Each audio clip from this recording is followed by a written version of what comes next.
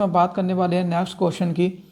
जो क्वेश्चन कह रहा है कि द्विघात बहुपद एक्स स्क्वायर माइनस के 3 के शून्यकों तथा गुणाकों के बीच संबंध ज्ञात कीजिए। बहुत ईजी है। अब ये क्वेश्चन तुम्हारा चैप्टर 2 यानी कि बहुपद 2.2 के लगभग वहीं से उठाया गया क्वेश्चन है, उसके पैटर्न पे आधारित है। ठीक है, अब सेम डिक्टो तो क्वेश्चन नहीं आया पर पैटर्न पे तो आधारित है। इस क्वेश्चन की बात करें तो हम ये क्लास 10th ये जो है क्वेश्चन आपका क्लास 10th मैथ से लिया गया है और चैप्टर जो है हमारा कौन सा है 2। अगर मैं एक्सरसाइज की बात करूँ तो 2.2 है, जिसका पैटर्न की बात करूँ तो पहले क्वेश्चन के पैटर्न पर है। ये सब बता दिया मैंने। अब इसके लिए हमारे 3 फार्मूले होते हैं। कौन से 3 फार्मूले होते हैं जिस पे ये हमारा क्वेश्चन बना है? पहला क्या होता है? द्विघात बहुपद। द्विघात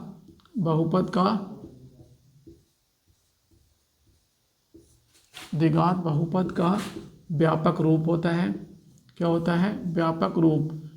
क्या होता है व्यापक रूप की बात करें तो हम ax² प्लस का bx प्लस का c बराबर 0 का रूप होता है हमारा। और क्वेश्चन नंबर दूसरे की बात करूं मैं, इसमें कहे कि शून्य का योगफल, तो अल्फा प्लस बीटा बराबर माइनस का b/a होता है।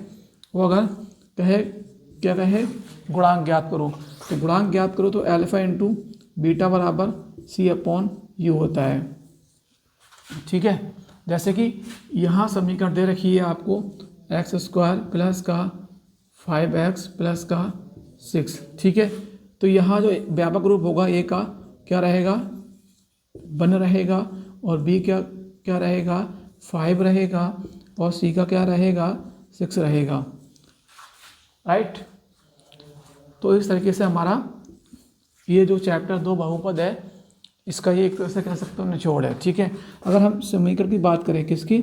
समीकरण की। अगर द्विघात समीकरण की बात करें, मूल दे रखा है उसने, वो कहे कि द्विघात समीकरण में परिवर्तित करो। क्या करें? परिवर्तित करो। तो उसका जो फार्मूला होता है आपका, क्या होता है फार्मूला? x²। क्या होता है? x² माइनस का alpha plus beta x plus का अल्फा इंटू बीटा बराबर 0 होता है गाइस। ठीक है, ये आप लोग नोट डाउन कर सकते हैं, जो कि मैं कह सकता हूँ इन चीज़ों को क्या कह सकता हूँ, ये जो है वो इम्पोर्टेंट की है। क्या है? इम्पोर्टेंट की है, जिसको आप सॉल्यूशन की बुनियाद मान सकते हैं। ठीक है, तो ये आप लोग नोट डाउन कर सकते हो और इसी के बेस पे आप चीज़ों को ला सकते हो। ठीक है, अब हम आगे क्वेश्चन की बात करने वाले हैं। इसको रफ करने के बाद में आप एक बार स्क्रीनशॉट ले लीजिए।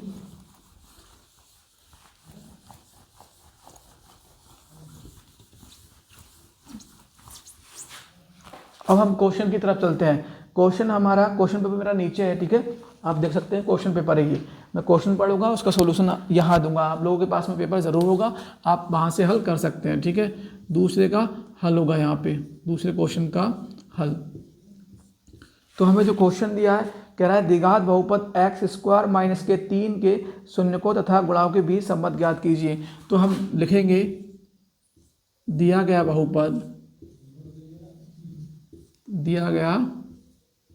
बहुपद px बराबर मानेंगे x का स्क्वायर माइनस के 3। ठीक है, माइनस के 3 मान लेंगे। माना px बराबर क्या होता है? 0। तो जाहिर सी बात है x² माइनस 3 बराबर क्या होगा?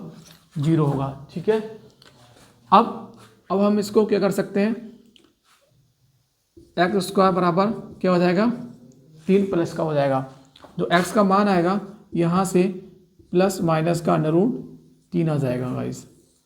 यानी कि एक बार x का प्लस का √3 और एक बार माइनस का √3 आ जाएगा। अब बात हमारी यही नहीं रुकती है। अब इसके अगर व्यापक रूप की बात करें, यानी कि किसके व्यापक रूप की बात, तो अगर हम इसका व्यापक रूप बनाएंगे ax² प्लस का bx प्लस का c के रूप का, तो कुछ ऐसे बन जाएगा x² प्लस का 0x माइनस के 3 बराबर 0 के हिसाब से बन जाएगा। ठीक है, इस तरीके का।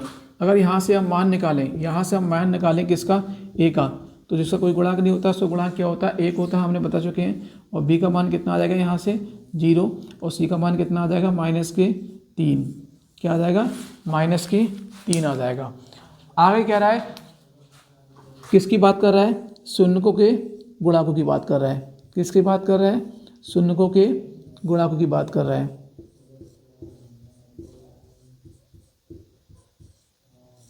शून्यकों के गुणांक की बात कर रहा है तो इसका फार्मूला हम बता चुके हैं, क्या होता है, अल्फा इंटू बीटा बराबर क्या होता है, C/A।